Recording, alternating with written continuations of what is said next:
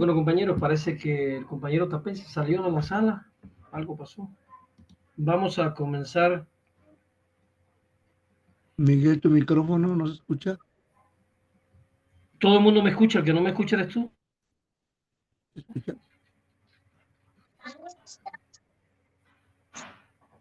Sí se escucha, ¿Sí me escuchan? maestro. Bueno, vamos a comenzar. Este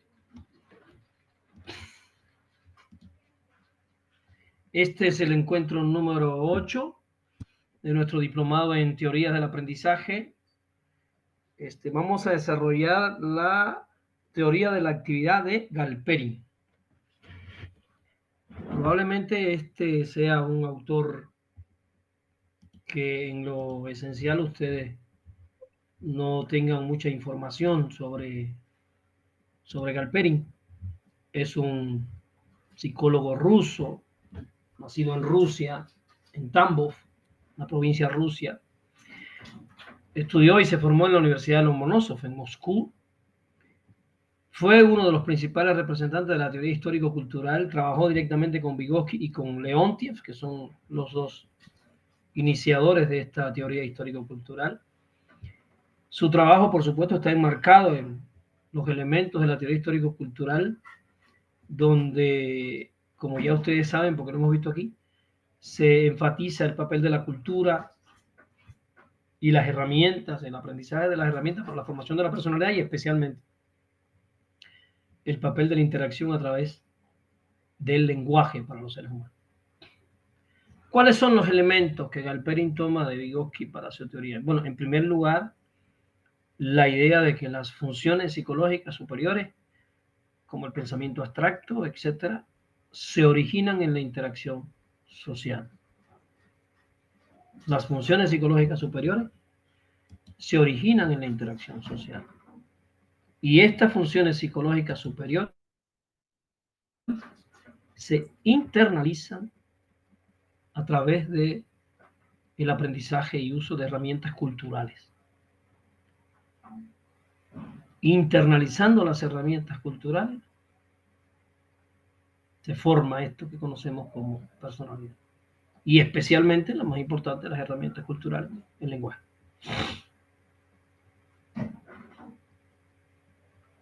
De Leontiev toma la idea fundamental, la tesis de que la actividad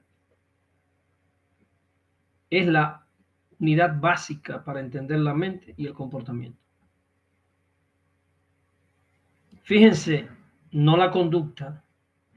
En el conductismo, la unidad básica para entender la mente y el comportamiento es la conducta.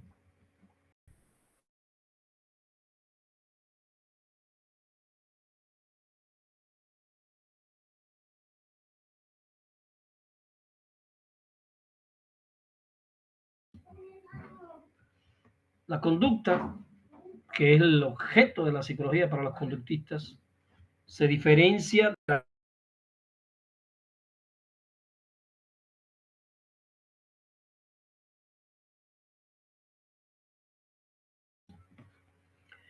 Fíjense, la conducta en el conductismo y la actividad en la teoría de Leontiev no son lo mismo. Primero, porque para Leontiev y también para él, para Galperin, la actividad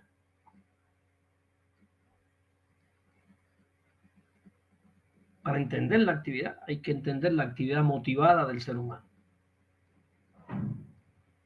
La actividad es una actividad. La actividad es motivada, la actividad es organizada y la actividad es dirigida.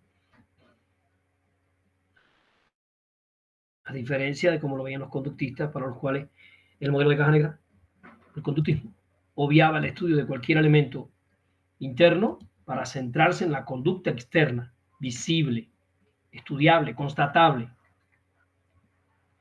Para Leontiev y para Galperin, no. Para Leontiev y para Galperin, el estudio de la actividad es un modo de penetrar en el interior de la psiquis.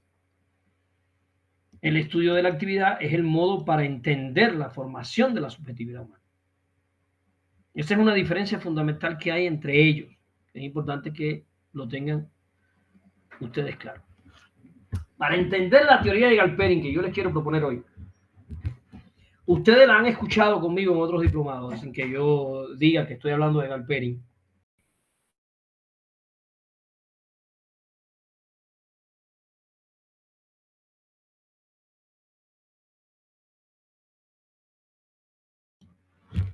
Vamos a empezar por entender los aspectos básicos. Primero, la actividad humana la vamos a clasificar en dos: actividad externa y actividad interna.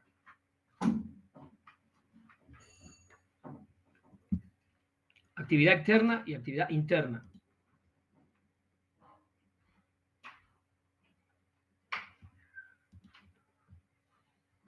O sea,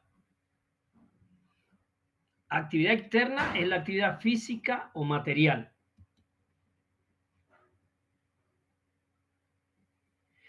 La actividad externa produce transformaciones en el objeto, como hacer un hueco, hacer un pozo, hacer una casa, hacer un puente, hacer un edificio.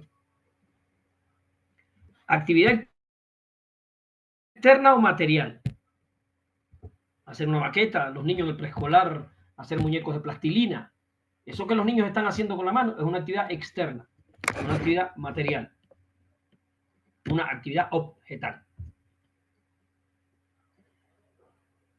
Y ellos la diferencian de la actividad interna, la actividad mental, la actividad psíquica. Cuando un niño está desarmando o está armando un juego, un puzzle, cuando un niño está armando un puzzle, usted está observando la actividad externa. Pero esa actividad externa que usted está observando está siendo dirigida por la actividad interna. O sea, tiene que entender que hay una relación entre la actividad externa y la actividad externa. La actividad interna y la actividad externa no están desconectadas. Ahora, quiero que entiendan algo.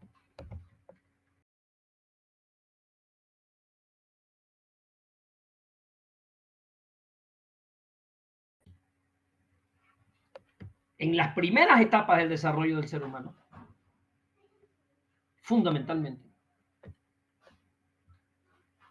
también después, pero quiero que lo vean: preescolar, primaria, la actividad externa es fundamental para la formación de la actividad interna. Quiero que lo pongan así: la actividad externa es primaria respecto a la actividad interna. Después la actividad interna va a tener su papel de dirigir, pero inicialmente la actividad externa es primaria con respecto a la actividad interna del sujeto.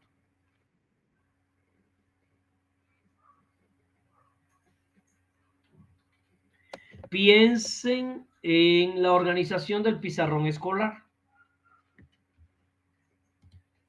Cuando el maestro organiza su trabajo en el pizarrón escolar, está organizando su propio pensamiento, lo está exteriorizando. Está poniendo su pensamiento en el plano social, para que los niños vean la estructura de su razonamiento. Él usa el pizarrón.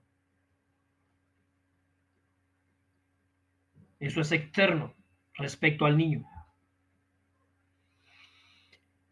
El niño, tomando nota del pizarrón del maestro, estudiando por la nota del pizarrón del maestro, ese razonamiento que está afuera, él lo va a meter dentro. Por eso estos psicólogos te están diciendo: el estudio de la actividad nos permite entrar al estudio del psiquismo. Viendo la actividad puedo yo estructurar el pensamiento del niño.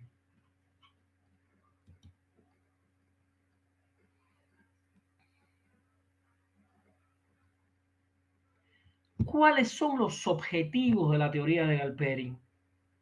Primero, Galperin quiere entender cómo es que las personas internalizan las acciones mentales.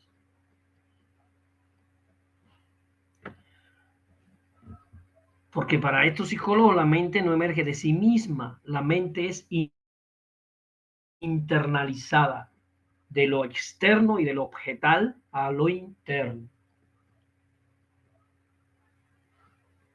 Fíjense que es interesante porque antropológicamente entonces entendemos, etnográficamente entendemos, que cultura que producen herramientas diferentes también producen personas que piensan diferentes.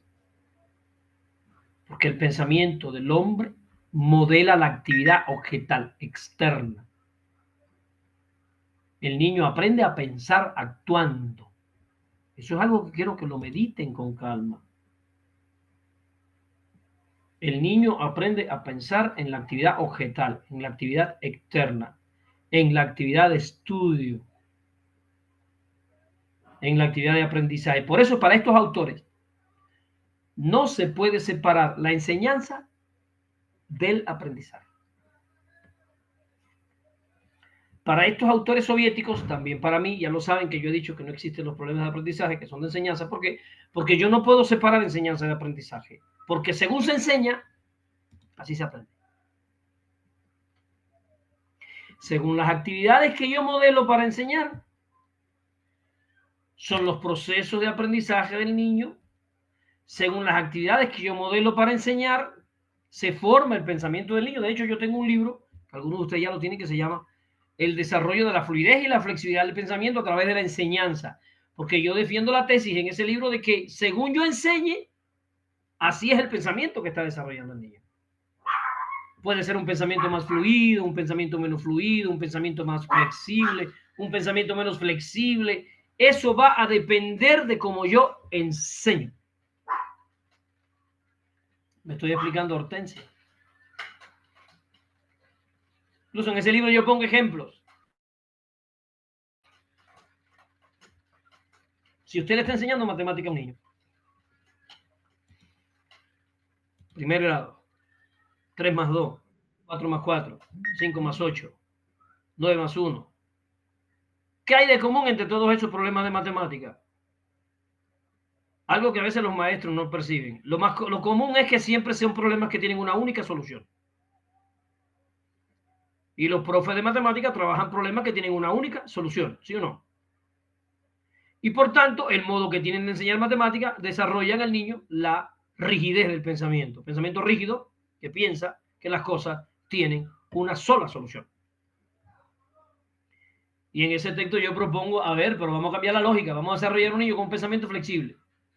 Un niño que entienda que las cosas tienen muchas soluciones diversas. Yo le puedo desarrollar a un niño de primer grado matemática, trabajando en la primera decena, una pregunta como la siguiente. Escríbeme 4 sumas cuyo resultado sea 8. Eso tiene varias soluciones, no tiene una sola. Y el niño tiene que sumar, además diseña el problema él mismo, entiendes hasta qué punto está comprendiendo la matemática y te puede hacer varios problemas él con una sola situación de partida. A esto yo le llamo problemas semiflexibles. ¿Por qué semi, Miguel, y no flexible completo? Porque yo le llamo flexible a los problemas que tienen infinitas soluciones. Y este que acabo de poner de ejemplo tiene X soluciones, pero no infinitas.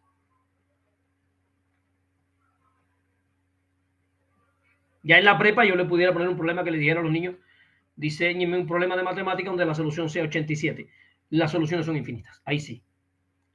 Porque está en la prepa, conoce muchísimas más operaciones, conoce los números negativos, entonces ahí sí las soluciones son infinitas. ¿Qué es lo que está quedando claro aquí? Que intento dejar claro aquí con Galperin, que, bueno, para Galperin, para Luria, para Vygotsky, para Talísina, para todos estos autores, según se enseña, así se aprende. Según se enseña, son las características del pensamiento que se desarrollan. Según se enseña, se potencia o no se potencia la flexibilidad del pensamiento.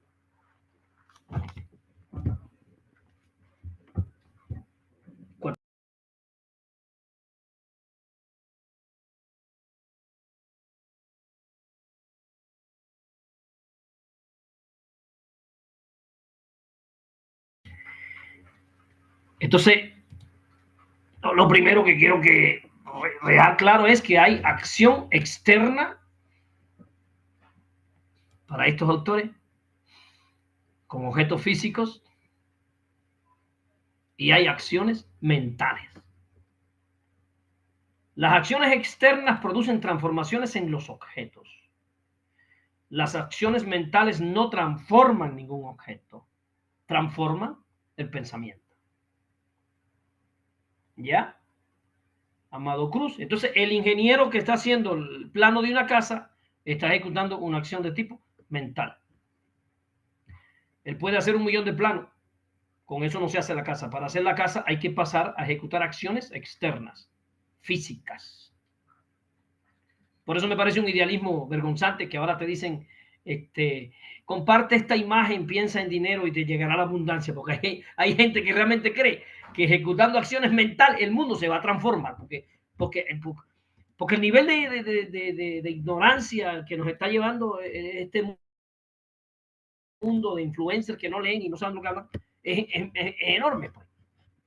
Y hay quien piensa que controlando su mente y su energía va a controlar el mundo, ¿no? Y así nos traen de una manipulación a otra. Para estos autores está claro. El hombre ejecuta acciones externas y acciones internas. Y entonces pongan ahí, por tanto, hay habilidades manuales y hay habilidades intelectuales.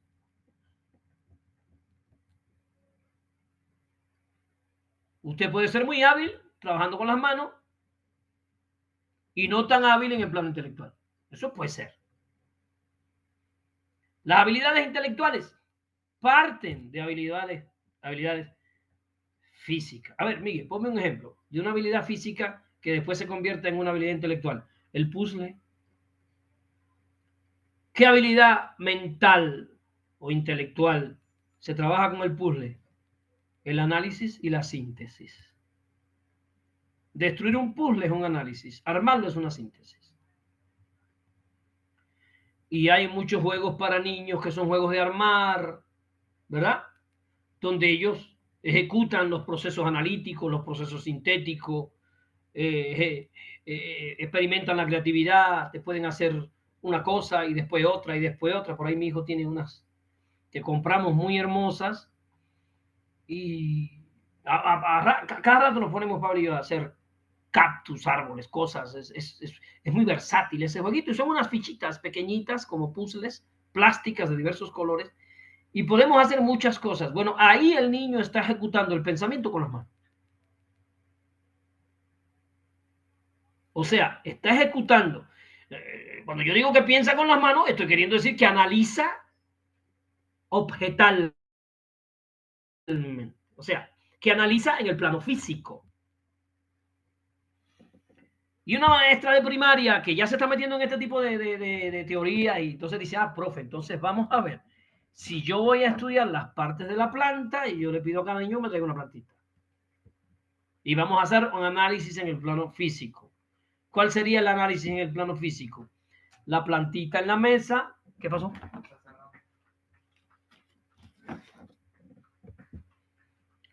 La plantita en la mesa, le cortamos la raíz, le cortamos el tallo, le cortamos las hojas. ¿Qué estamos haciendo?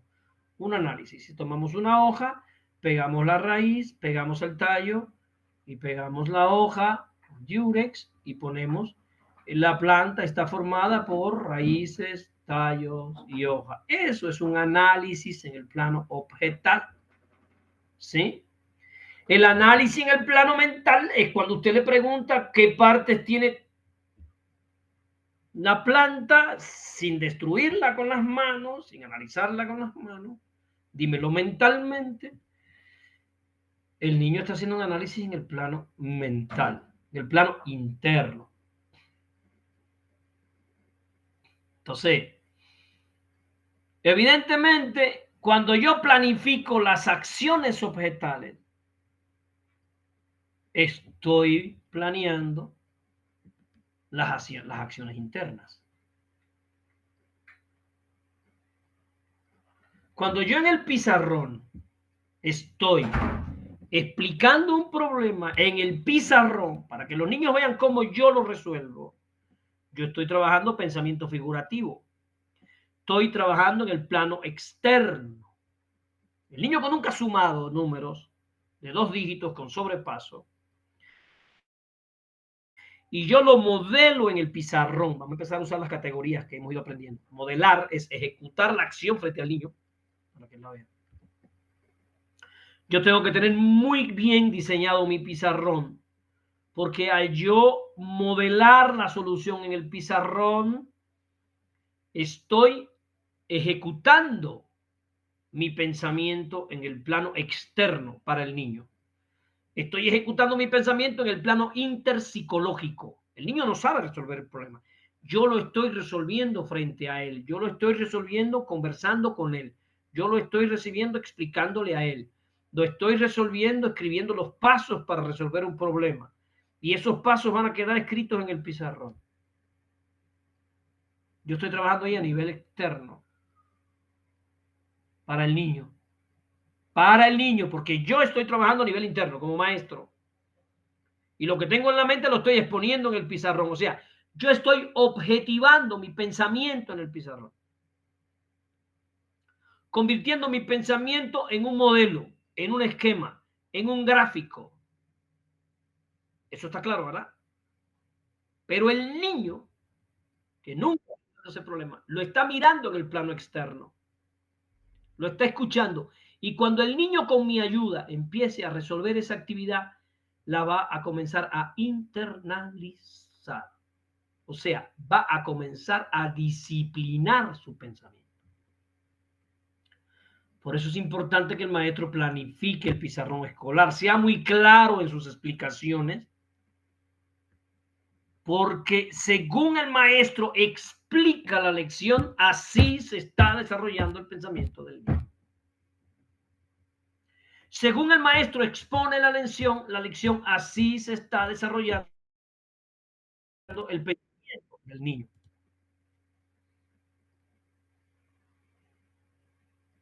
Por eso Galperín, y quiero que lo escriban ahí, se basó en la idea de que la actividad es la unidad básica de análisis para entender el desarrollo cognitivo. Y eso es una cosa que yo defiendo mucho en ese libro que se llama Fluidez y Flexibilidad. La idea de que la actividad es la unidad básica para entender, para estudiar, incluso para planificar como maestro el desarrollo cognitivo. En otras palabras, compañeras y compañeros,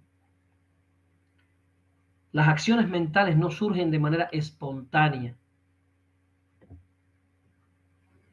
Las acciones mentales no se forman como un proceso autónomo de maduración del pensamiento.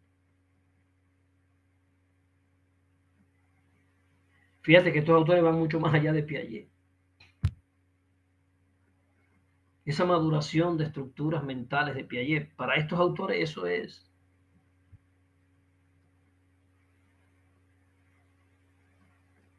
inconcebible. Misticismo. Para estos autores, las acciones mentales se forman a través de la interacción con el entorno. Para estos autores, las acciones mentales, las estructuras pensantes, son el resultado de aprender a utilizar herramientas culturales como el lenguaje. Fíjense cómo ellos se distancian totalmente de Piaget. Piaget te habla de un proceso de maduración, porque para Piaget la maduración va primero y el aprendizaje va después. Estos autores no. Para estos autores el aprendizaje va primero y la maduración va después. ¿Por qué? Porque ellos te están diciendo que las estructuras mentales, que las funciones psicológicas superiores, se aprenden en la interacción con el otro, aprendiendo las herramientas de la cultura. En la interacción con los procesos de enseñanza, aprendizaje. Por eso para los pedagogos que somos de la escuela histórico-cultural, es tan inconcebible que un maestro te diga, este niño tiene problemas de aprendizaje. Porque nosotros enseguida pensamos, Bueno, él manifiesta problemas de aprendizaje, pero tú tienes problemas de enseñanza, porque el pensamiento de él está determinado por lo que tú haces en el aula. El razonamiento de él está determinado por lo que tú haces en el aula. Entonces, el aprendizaje y la enseñanza no se pueden separar. Incluso para nosotros, la maduración de las funciones psicológicas sigue a los procesos de enseñanza-aprendizaje. Dependiendo de cómo tú trabajes con el niño, así se va a estimular su pensamiento, su creatividad, su imaginación, su motivación, su interés, todo lo demás. Entonces el maestro viene y te dice con su cara muy dura, es que a ese niño no le interesa nada. Tú dices, pero ¿cómo es posible?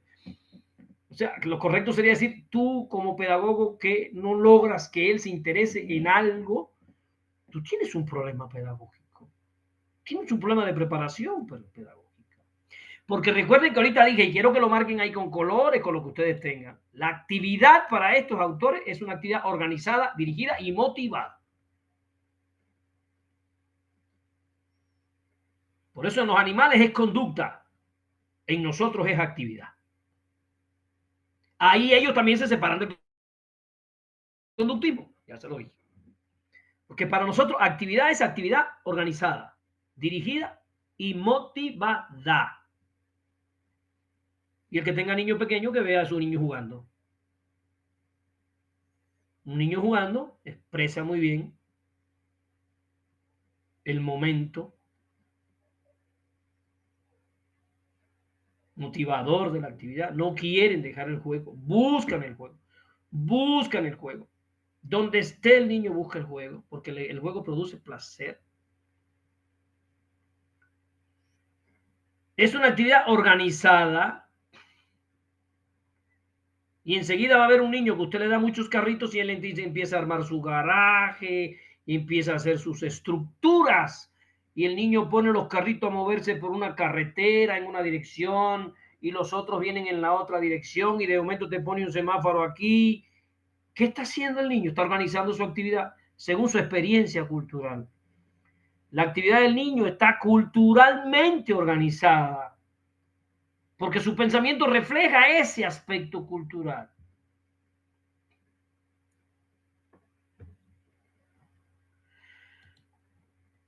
Bien. Entonces, como dije, las actividades mentales no surgen espontáneamente. Las actividades mentales son el resultado de actividades con el entorno. Pongan ahí ejemplo. El niño que está usando piedritas para contar. ¿Qué significa? Que ese niño no tiene formado el número todavía en el plano abstracto y necesita contar. Piedrita, la maestra dice, están al nivel de conteo.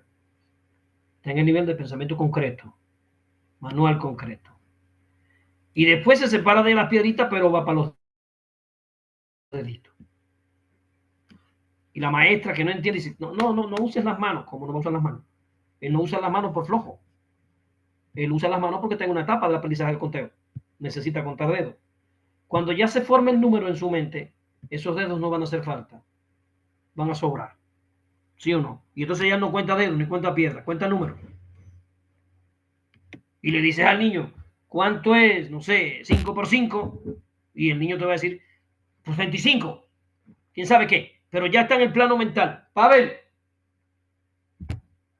Ven acá.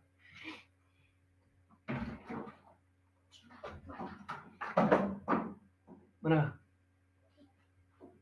¿Cuánto es 9 por 9? 9 por 9 o 81. Ajá, 81. 5 por 5. 5 por 5, 25. ¿Y 5 por 5 más 5? 5 por 30. Eso es plano mental. Ya no necesita dedos, ya no necesita hoja, ya no necesita lápiz. Pero eso hay que entrenarlo. Y entrenarlo. Y entrenarlo. Porque ahora mismo yo le dije, ¿cuánto es 5 por 5 más 5? Hice 2 operaciones. Si pongo 3, se la pongo más difícil. Digo 5 por 5 menos 3. Se la pongo más difícil. 5 por 5 menos 3, ¿cuánto es? 5 por 5 menos 3. Ajá. Son 22. No. Ah, no, sí. 5 por 5 menos 3, 22. Me equivoqué. Te iba a decir acá. 5 por 5 más 5 menos 4. 5 por 5 más 5 más 4. Menos 4. 26. 66. Fíjense cómo él repite la pregunta que yo le hago. Eso no es por gusto. Eso organiza su pensamiento. Si yo lo hubiera hecho a Magela, que está en la secundaria, lo responde sin repetir la pregunta. No necesita repetir la pregunta, pero él repite la pregunta. Porque él necesita en el lenguaje externo organizar su pensamiento interno. Ahorita lo vamos a ver con él, con este autor que estamos trabajando. Porque este autor en las etapas de formación de la acción mental, la acción mental es acción sin lenguaje. Y él acaba de repetir mi pregunta. Eso, anoten lo que no se les olvide como educadores. Cuando un niño repite la pregunta, está recurriendo al lenguaje externo para organizar el plano interno de la acción porque todavía no la domina. Y necesita repetir la pregunta para organizarse. Eso ya Magela no me lo hace.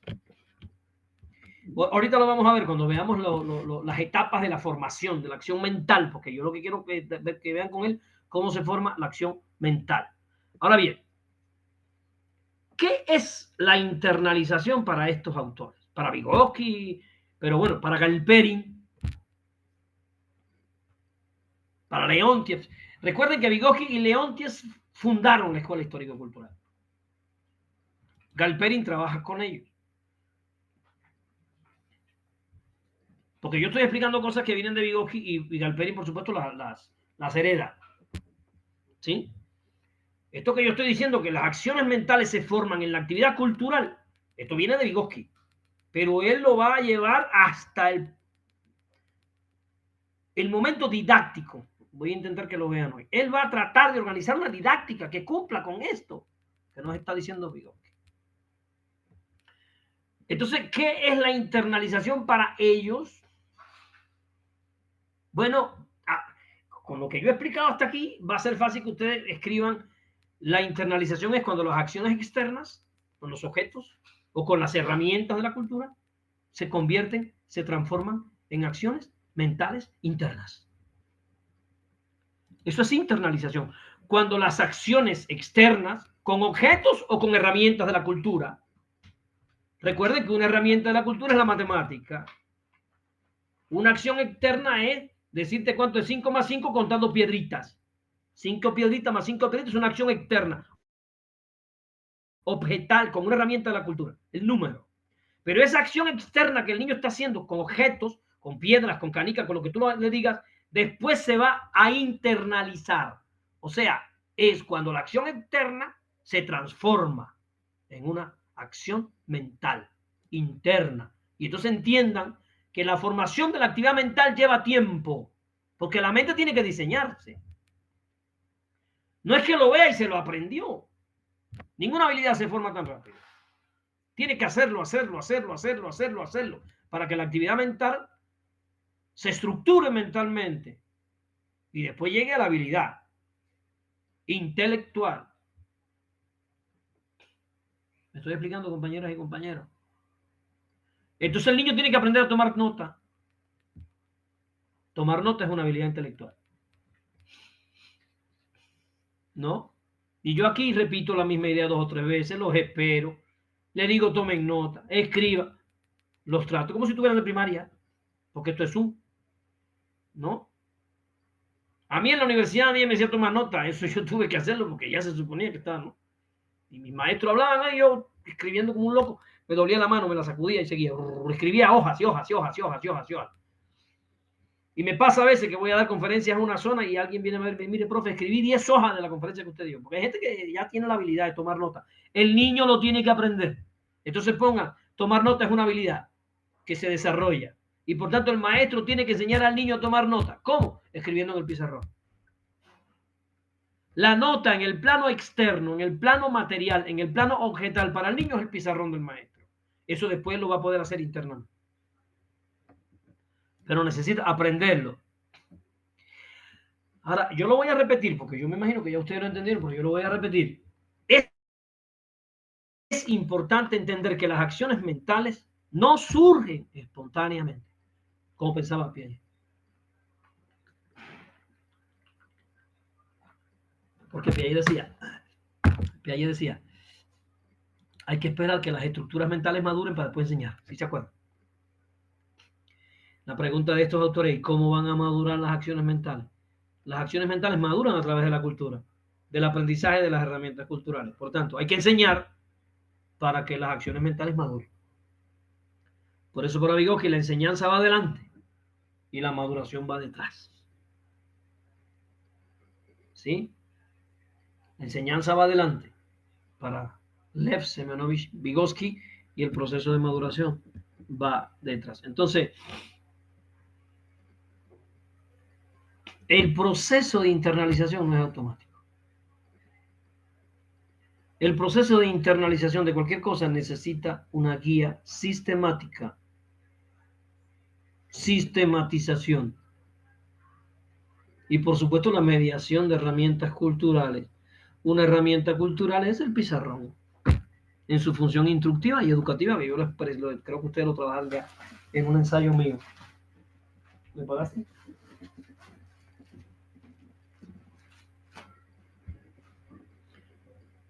Entonces, para este autor,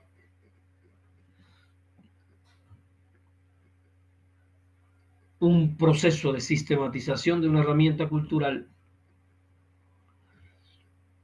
puede ser muy bien este que ya les he explicado otra vez ahí, cómo el niño aprende a sumar sumando bloques físicos. Sumando bloques físicos, sumando canicas, sumando dedos, eventualmente va a poder sumar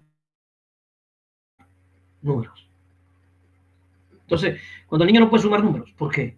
Porque no está formada la acción mental. No le vayas a decir, quita la mano, no cuentes con los dedos, porque lo que vas a hacer es estresarlo, porque lo quieres poner a hacer una cosa para la que él no está listo todavía. No es hueva, es que no está formada la acción mental.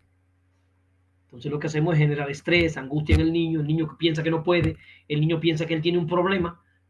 Él no tiene un problema, él tiene un problema de maestra. Él está bien. Él apela a los dedos porque no está formado el número. Es como que tú me digas a mí, Miguelito, ¿cuánto es 8 más 6? Y yo te diga, espérame, y empieza a contar con los dedos. Y dice, aquí hay un problema. Igual tuvo un infarto cerebral. Es una cosa que puede pasar. Un infarto cerebral me quita funciones. Que ha vivido con personas. Yo he vivido con personas que han tenido infarto cerebral y he visto cómo de la noche a la mañana funciones ya aprendidas y desarrolladas desaparecen. Y hay que empezar otra vez. A enseñarle al adulto como a un niño. Y las logopedas van y le empiezan a enseñar la A, la B, y le empiezan a enseñar a mover unas cositas con los dedos, porque esta motricidad fina se pierde y vuelven otra vez. Y los adultos se desesperan, porque para un niño es muy entretenido estar armando puzzles, pero para un adulto que tiene 83 años no, ¿verdad? Y entonces te das cuenta, ves directamente cómo la formación de la mente es una formación cultural. Porque el adulto entiende completamente lo que le estás diciendo. Le estás diciendo, haz esto y no puede. Tiene que empezar a hacerlo otra vez. A desarrollar ¿qué? La acción mental de cero. O sea, póngalo así. Tiene que aprender a controlar la mente. ¿Sí? ¿Quién dirige la mano? La mente. ¿Pero quién forma la mente? La mano. Y la persona que ha tenido ese infarto se da cuenta porque entonces tiene que regresar a actividades manuales concretas para ir otra vez formando las estructuras mentales que perdió en el infarto. O sea, la mano forma la mente. Y la mente dirige la mano. Ay, Miguelito, pero yo no entiendo cómo que la mano manda y la mente manda y los dos mandan. Eso es dialéctica. Es la dialéctica. ¿Y quién es la primaria? La mano. ¿Quién es primaria? La mano. ¿Quién funda? La mano. La mano funda al Dios que la va a mandatar a ella. ¿Cómo aprendes a pintar? Dando pinceladas feas y malas hasta que logras controlar la mano. ¿Con quién? Con la mente. Y después que la mente logra controlar el impulso de la mano para pintar, lo haces bien. Entiendan entonces que ellos descubrieron que hay una acción externa y una acción interna. Y que la acción internalizada o interna es un reflejo de lo externo. Y por tanto, estudiando la actividad objetal, estudiando la actividad de estudio, estudiando la estructura de la actividad, yo puedo estudiar la estructura del pensamiento. Que es lo que quiero que vean. La estructura de la actividad me condiciona la estructura del pensamiento. Una actividad desorganizada, un pensamiento desorganizado. Un aula sucia, desorganizada y fea, es lo que estoy educando en el niño. Por eso el maestro tiene que tener un control del medio de enseñanza y de las actividades de enseñanza, porque el maestro está formando un pensamiento, está formando una actitud y está fundando a una persona.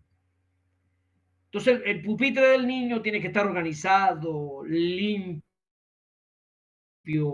y si es posible tenemos que ser como los chinos, en la medida que podamos. A ver, ¿en dónde va a estar el lápiz, la goma y el sacapunta? No me lo ponga en cualquier lugar de la mesa. Los chinos son así, tantos centímetros de aquí el lápiz, aquí, una precisión, y eso que forma un pensamiento muy organizado. Una persona organizada. A mí no me pregunten, yo no soy así. Muy bien. ¿Cuál es el papel del lenguaje en todo esto? El lenguaje es la herramienta mediadora que facilita todas las internalizaciones.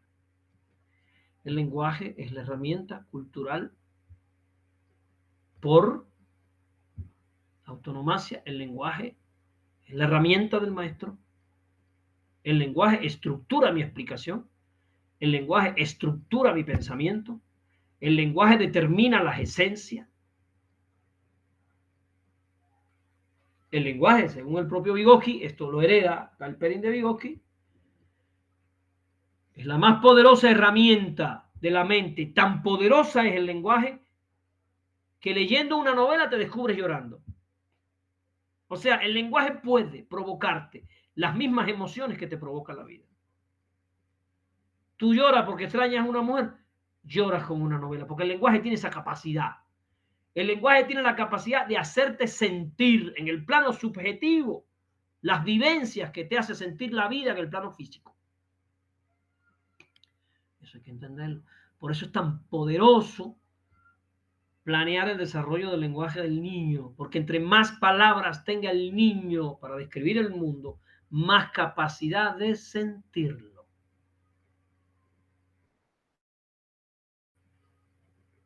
Eso de te quiero con K, eso forma muchachos que tienen una erección y dicen te amo. No tienen idea de lo que están sintiendo. No pueden graduar sus emociones. No saben la diferencia entre quererte, desearte, amarte, idolatrarte, venerarte. No saben la diferencia entre las emociones que ellos sienten. Porque hay una carencia del lenguaje para poder penetrar los sentidos.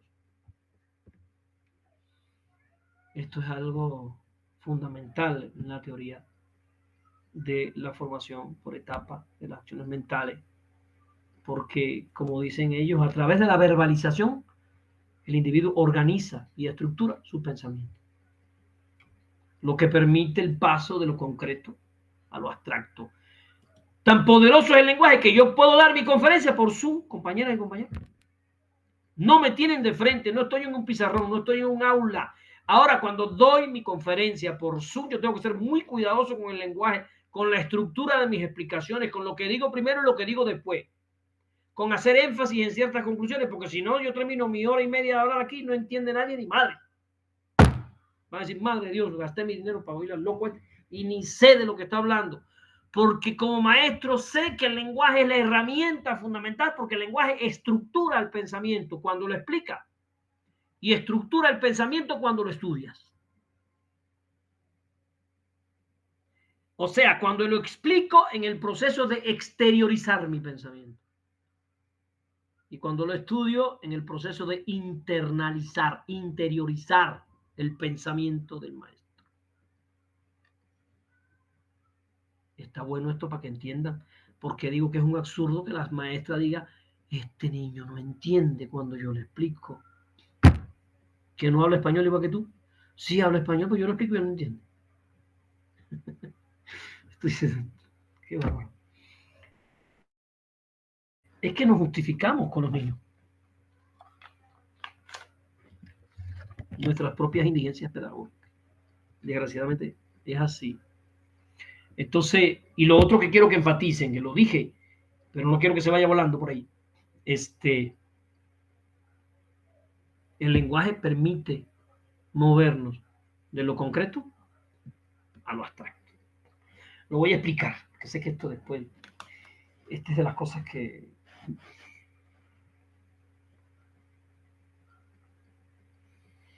Lo concreto sentido. La manzana. Hortensia. La manzana es un objeto que tú le das al niño en la mano y él lo huele, lo ve, lo chupa, lo muerde, lo saborea. ¿Sí o no?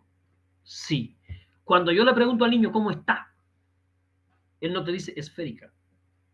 Él te dice rica. Él separa una propiedad aislada de la manzana porque puede abstraerse del rojo, de lo esférico, de lo brillante, de lo crujiente. Difícilmente un niño te dice crujiente. ¿Cómo está? Crujiente. Jugosa. No, te dicen rica. Rica es una abstracción. De hecho, es una interpretación también de la manzana. ¿Por qué? Mire. Porque la manzana no es rica. Ah, no. No, la manzana no es rica. La manzana es dulce, jugosa, crujiente, roja, esférica. Esas son propiedades que tiene la manzana. Lo de rico se lo agrego yo. Hay a quien no le gusta la manzana. Y no te va a decir eso. ¿Se dan cuenta? El niño puede pasar de lo concreto a lo abstracto solo a través de la palabra. Y les voy a poner algo para que lo lean, lo estudien, lo busquen y se queden espantados, asombrados. Cuando yo descubrí esto, me obsesioné con leer textos de eso, hasta que por ahí tengo un artículo escrito con una amiga sobre el aprendizaje de los sordomudos. Las personas hipoacúsicas no entienden el mundo como nosotros. Una persona sordomuda en Cuba. Yo trabajé una vez con unos muchachos. Te va a decir que lo que dieron de comer fue pata de vaca. La pata de vaca en Cuba la preparan. A mi mamá le encantaba eso. Mi mamá se volvía loca con esas cosas. Que yo no la tolero. Y el niño te va a decir, ¿qué dieron de comida? Y te pone la mano así y te hace así. Eso es pata de vaca. Fíjate qué seña más concreta. La pata de la vaca. Y tiene su seña para perro, para gato, para chivo, para león. ¿Cómo le enseña a un niño sordomudo? La palabra neoliberalismo. ¿Cómo? No hay. Porque ellos son seres que viven en el plano de lo concreto. En el plano de lo concreto. Hasta que el niño no aprende el lenguaje de señas y empiece a deletrear y a leer en braille, él no puede saltar a estas cosas. Mientras él no tenga ese lenguaje de señas donde pueda construir la palabra, él vive en el mundo de lo concreto. De las cosas que percibe y las cosas que puede significar ahí directamente. La vaca, el caballo, el perro, el chivo, el gato, ahí.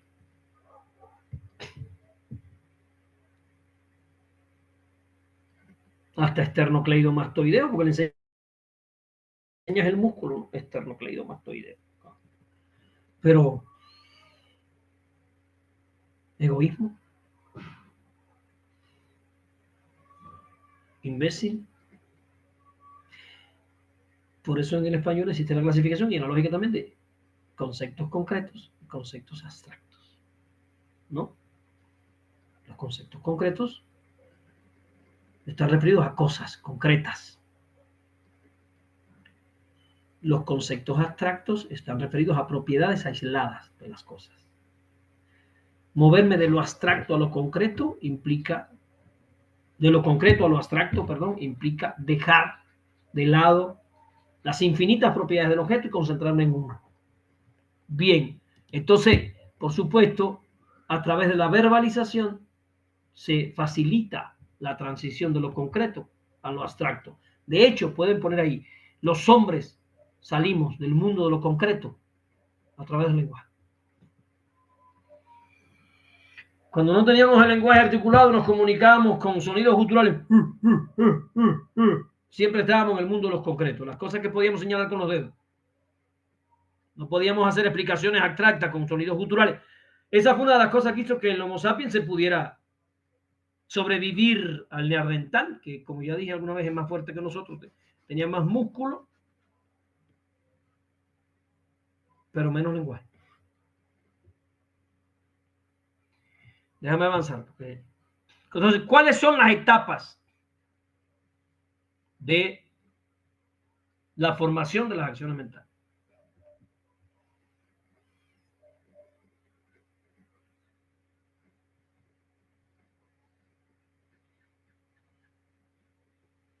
Para la maestra, el maestro.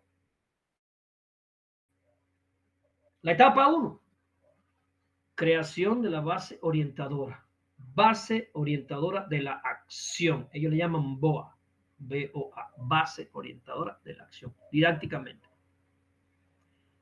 Se le proporciona al niño una guía clara, detallada, de cómo realizar la acción.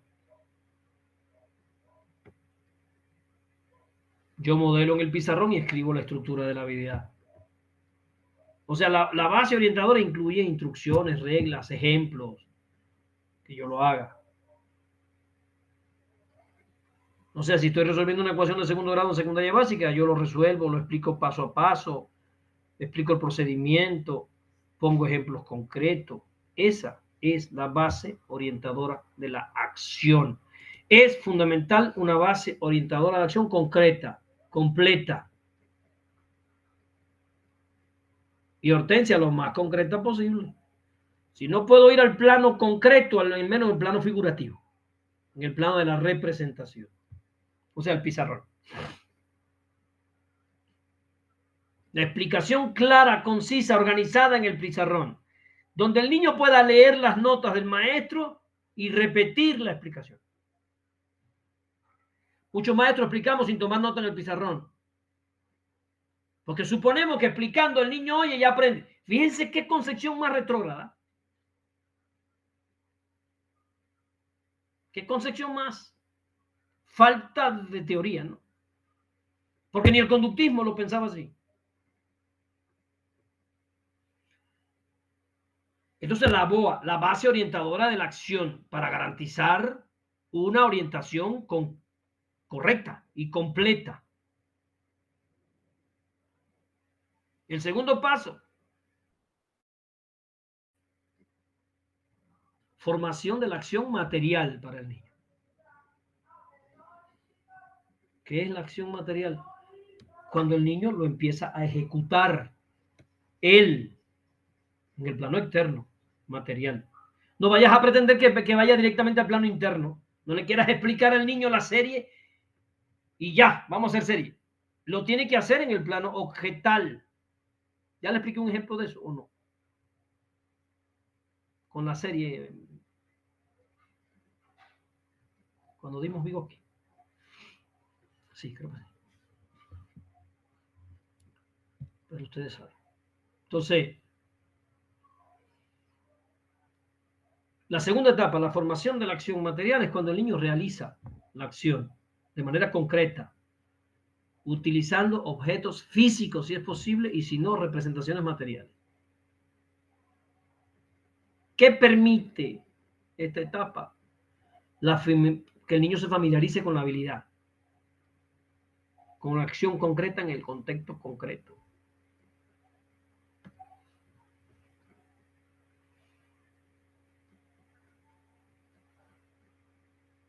Y yo puedo poner un problema de matemática, el niño que estoy trabajando enseñando problemas por primera vez, ¿no? Y digo, Farah y Molly fueron al Tecchio a comer, a pasear, a hacer una tarde graciosa, y me llevo un gatito de plástico y un perrito de plástico. Aquí están Farah y Molly, miren.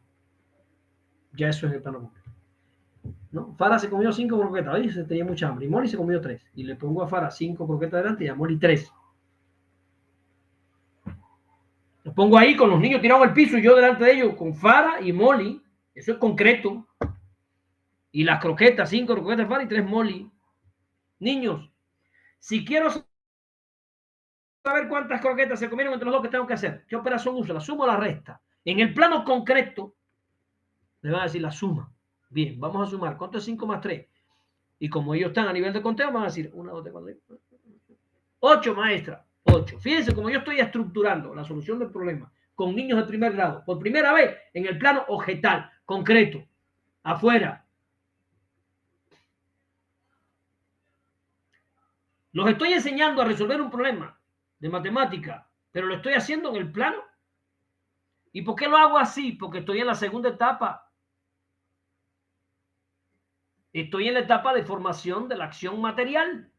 Estoy en la etapa de que el niño lo haga en el plano concreto o en el plano figurativo. Si vamos a estudiar las series en tercer grado, que suelen ser tan complejas para los niños, o si vamos a estudiar las fracciones más, yo te digo que yo me espanto, porque yo al mío le enseñé las fracciones en un día se las aprendió, pues. Y yo seguí las etapas de Galperin, yo a él siempre le enseño, yo uso las etapas de Galperin, me lo llevé a la cocina y empezamos, a ver. Una manzana la piqué en 4, ¿cuántas partes son? 4. Entonces dije, un cuarto es una parte de 4. Se escribe matemáticamente así. O sea, pasé del plano externo a pensamiento, lenguaje matemático. Un cuarto es así. Si son 2 cuartos, ya el mismo agarró 2. Son 2. Pon 2 aquí. Son cuartos. ¿Cuántas tomaste? 2. ¿De cuántas que había? 4.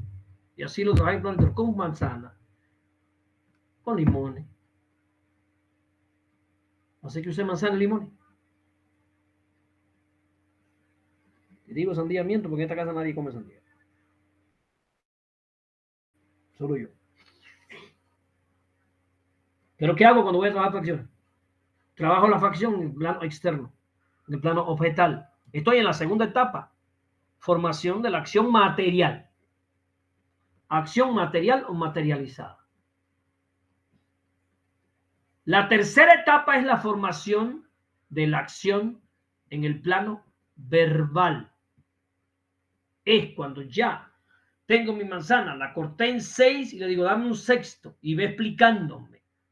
En el plano, en el lenguaje externo, necesito que el niño lo explique.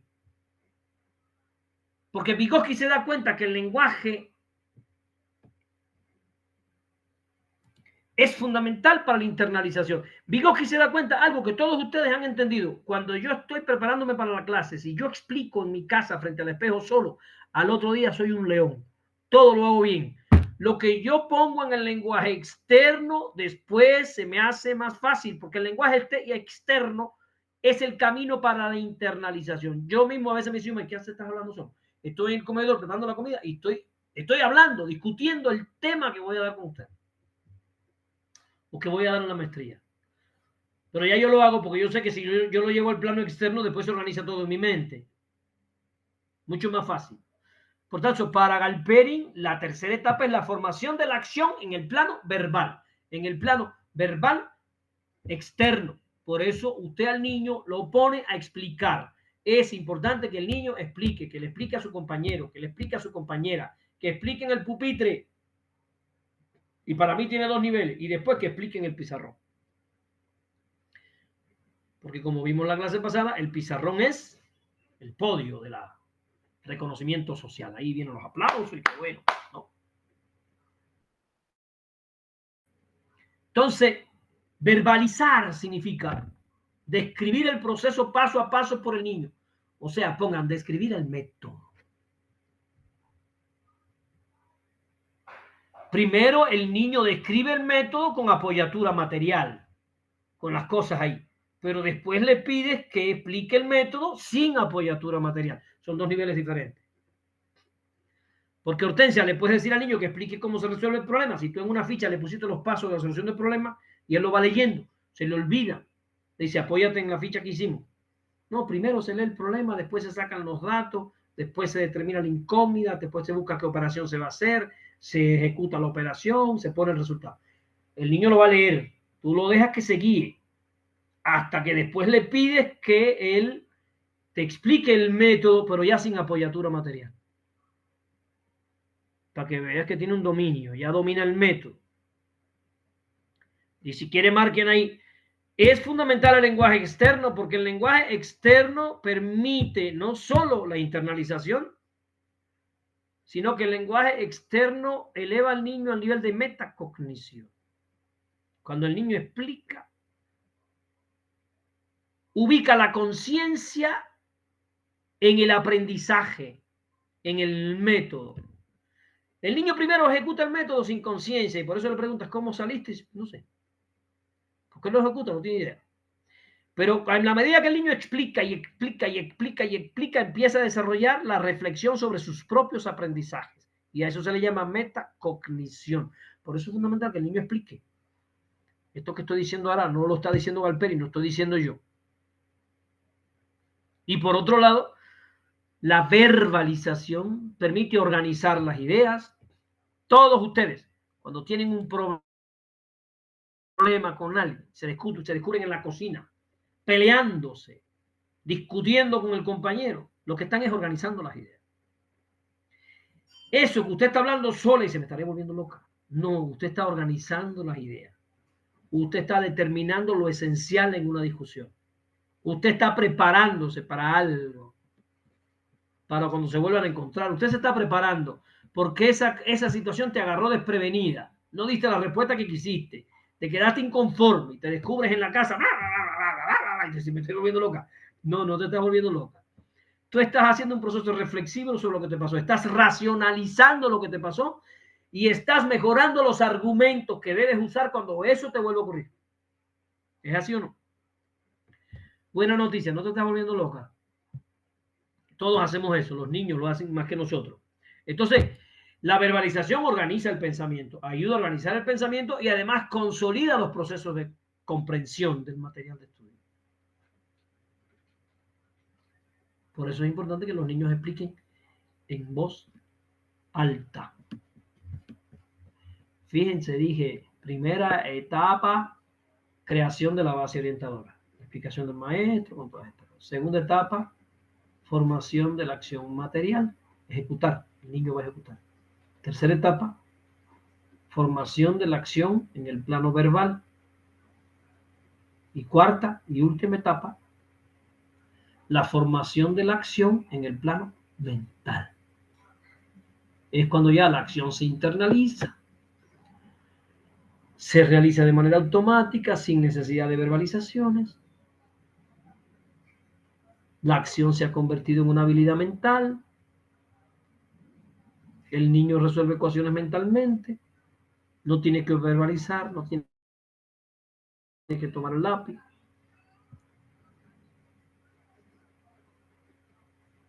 Las etapas de formación de las acciones mentales son una guía para organizar didácticamente las actividades que voy a hacer con el niño en la clase.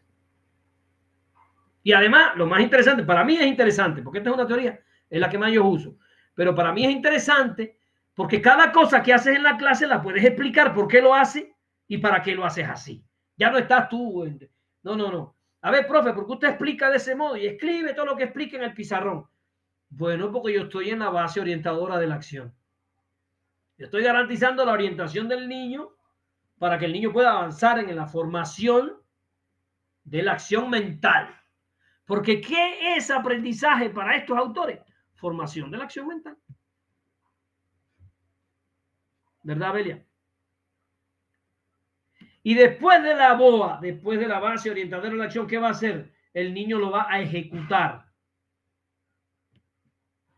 El niño lo va a ejecutar o puedes poner para que seamos nosotros,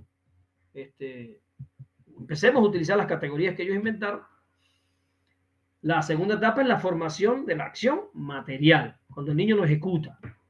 La primera etapa, creación de la base orientadora. La segunda etapa, formación de la acción material.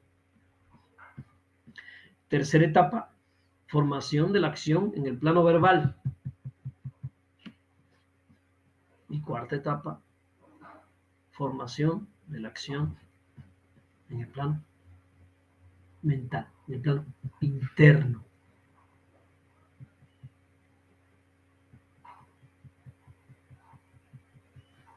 Fundamental esta teoría para formar habilidades mentales.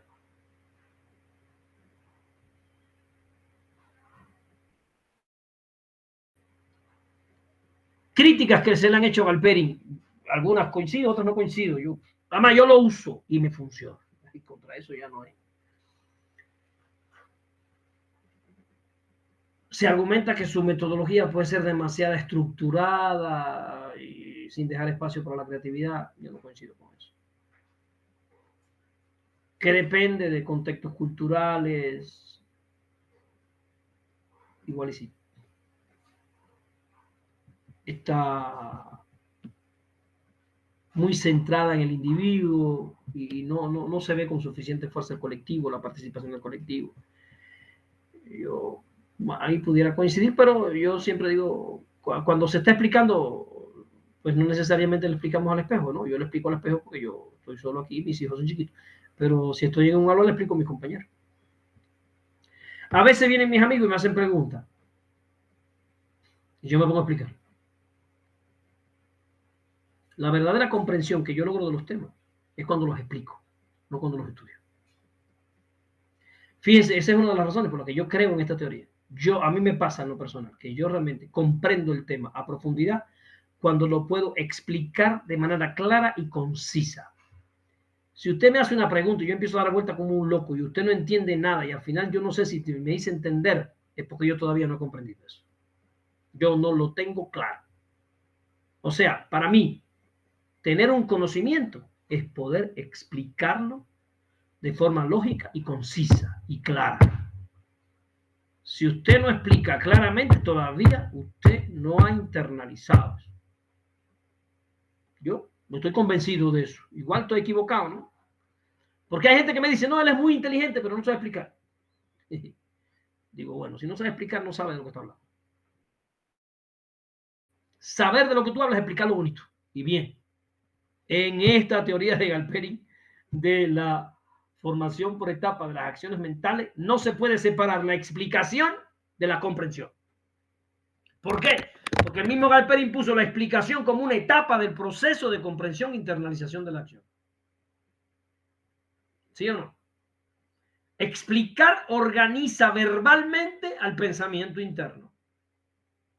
Explicar estructura el pensamiento que posteriormente se va a volver argumentativo.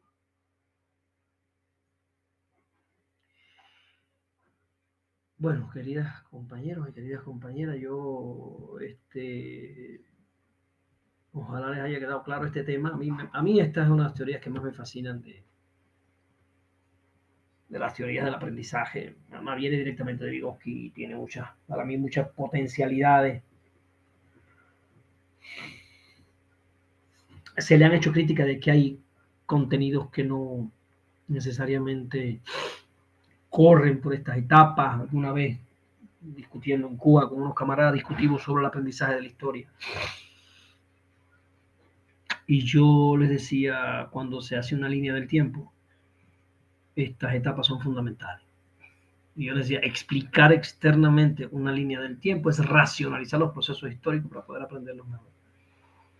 Pero bueno, había la idea, ¿no? Que había asignatura. ¿Por qué? Porque esto que estoy explicando hoy aquí es buenísimo para la matemática, para la física, para la química, para la ciencia es buenísimo. Pero la gente duda de que tenga el mismo potencial para las humanidades. Sí. Pero bueno, yo no lo considero así. Bueno, le doy la palabra a Zapen para organizar las intervenciones de las compañeras y los compañeros. Ojalá les haya parecido interesante la teoría de formación de